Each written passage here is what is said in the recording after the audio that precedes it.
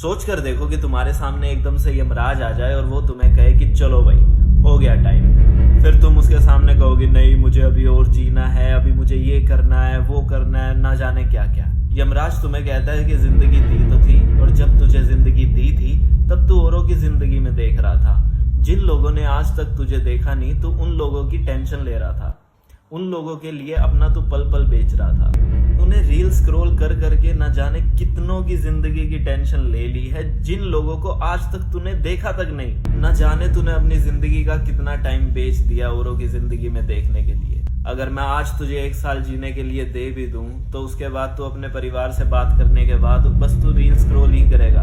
उनकी जिंदगी में क्या हो रहा है तुझे बस वो ही देखना है। मैं नहीं कहता कि रील स्क्रॉल मत करो, मैं ये कह रहा हूँ कि रील स्क्रॉल करो, पर इतनी भी मत करो कि खुद की जिंदगी से रस निचोड़ना भूल जाओ, खुद के लिए जीना भूल जाओ।